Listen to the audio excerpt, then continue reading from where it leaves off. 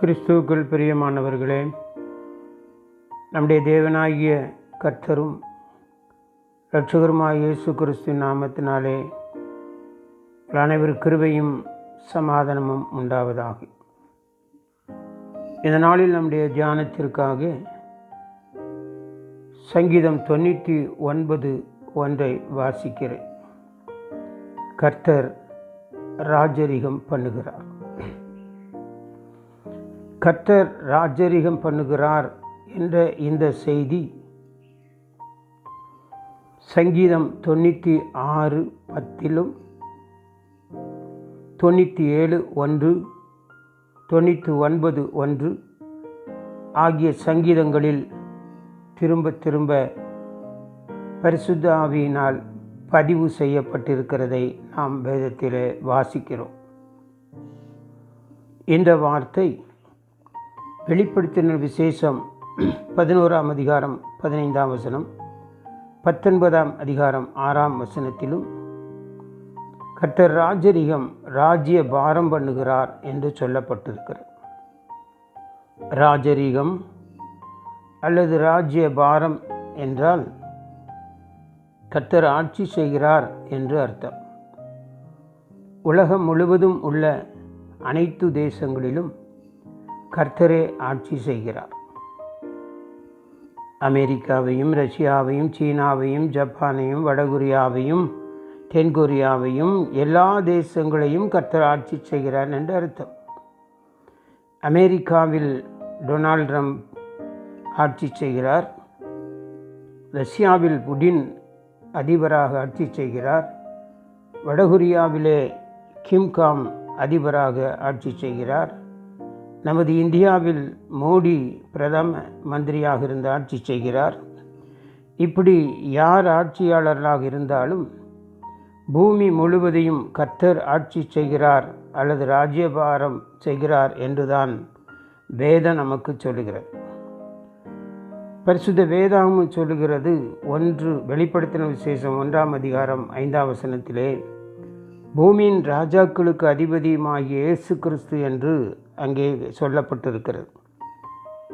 எல்லா தேசத்தினுடைய ராஜாக்களுக்கும் அதிபதிகளுக்கும் அதிபர் இயேசு கிறிஸ்து தான்.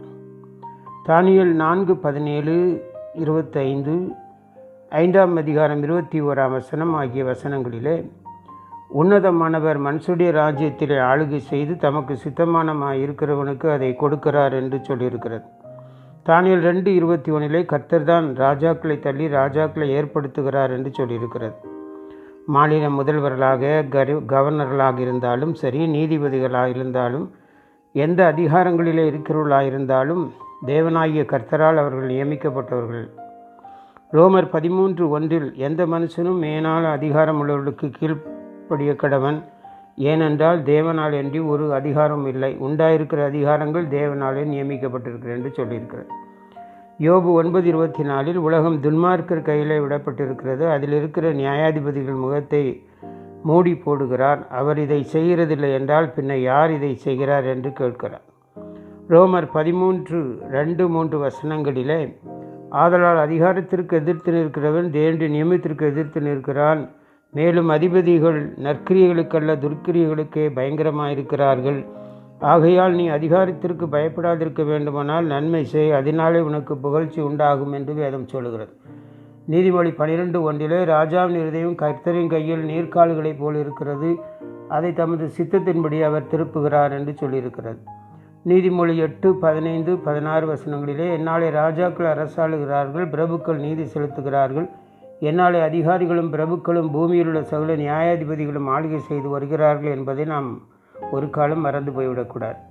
கிறிஸ்தவர்களாகிய நாம் நமது ஆண்டவர் இயேசு கிறிஸ்துவின் ஆளுகைக்கு நம்மை அர்ப்பணித்து அவருடைய நீதி, பரிசுத்தம், சத்தியம், அன்பு இவைகளினால் ஆட்சி செய்யும் கிறிஸ்து இயேசுவுக்கு உட்பட்டவர்களாய் அவரை சார்ந்து வாழ நம்மை ஒப்புக் கொடுக்க வேண்டும்.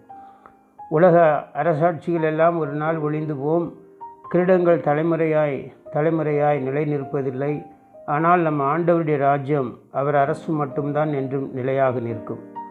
ஆகவே தேவ பாலகனாக அவதரித்த இயேசு கிறிஸ்து மீது இந்த கர்த்தத்துவம், அதாவது ராஜரிகம் இருப்பதாக ஏசாயா தீர்க்கதரிசி 9ஆம் அதிகாரம் 6ஆம் வசனத்திலே சொல்லியிருக்கிறார். ஆம், கர்த்தத்துவம் அவர் தோளின் மேல் இருக்கும். The government shall be upon his shoulder என்று பரிசுத்த வேதம் சொல்கிறது. சமாதான பிரபு, நித்திய ராஜா இயேசு கிறிஸ்து நம்முடைய உள்ளத்தில் பிறந்திருக்கிறாரா? நமது ஆண்டவர் தமது ராஜ்ய இவ்வுலகத்திற்கு உரியதல்ல என்று சொல்லியிருக்கிறார். நீ ராஜாவோ என்று கேட்ட பிலாத்துவிடம் யோவான் 18:37 இயேசு பிரதித்திரமாக, நீ சொல்லுகிறபடி நான் ராஜாதான், சத்தியத்தை குறித்து சாட்சி கொடுக்க பிறந்தேன் என்றார். தேவராஜ்யம் புசிப்பும் குடிப்பும் அல்ல, அது நீதியும் சமாதானமும் பரிசுத்த ஆவியினால் உண்டாகும் சந்தோஷமாக இருக்கிறது.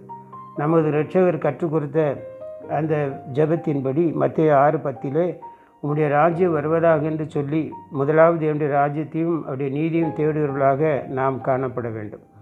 மனிதன் பாவம் செய்தபடியால் தமது ஆளுகை இழந்து போனான். இந்த சாத்தான் வசம் ஆளுகை இருக்கிறது. ஆனால் இயேசு கிறிஸ்துவின் இரத்தத்தினாலே மீட்கப்பட்டால் தேவனுடைய ஆளுகைக்கு அவருடைய ராஜ்யத்துக்கு நாம் உட்படுவோம். ஆண்டவராய் இயேசு கிறிஸ்து நம்மை ஆளுகிறாரா என்பதை நாம் ஆய்ந்து பார்ப்போம். உலகம் முழுவதும் தேவ ராஜ்யத்திற்குள் வர வேண்டும் என்பதே தேவனின் எதிர்பார்ப்பு. கர்த்தர் ராஜரிகம் பண்ணுகிறார். தேவ கிருபை நம்மோடு இருப்பதாக. ஆமேன்.